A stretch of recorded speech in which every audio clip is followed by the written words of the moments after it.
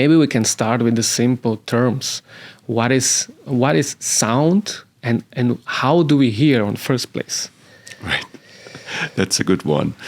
Basically, when we now talk, right, we have these really pressure waves in the air kind of passing on from you to me, and, your voice will basically resonate my tympanic membrane, so it enters my ear canal at the pinner, and I would hit the eardrum that the otolaryngologist can conveniently see in a microscopic view. And then basically this, of course, vibrates the smallest ossicles of our body that pick it up, and they sort of have a levered function to match the soft airborne sound to the harder fluid space of the inner ear.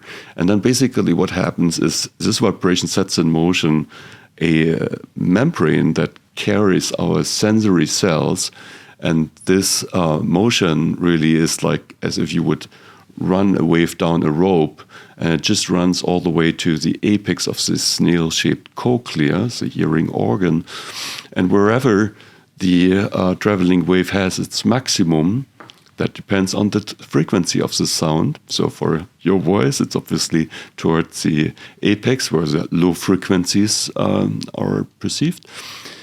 We will excite these sensory cells, and these cells are amazingly sensitive. So, it's estimated that sort of a distance of the diameter of a hydrogen atom suffices to elicit a hearing percept in us. And that needs to be transduced by these sensory cells, mechanical sensitive cells. And then basically, once this has happened, once this physical signal turns into a cellular signal, we really build on fantastic neuroscience. We have synapses, so contacts between sensory cells and the auditory nerve to convey the information of the sound into a train of spikes or action potentials, and that informs our brain, and the brain makes sense of what basically has been said by you.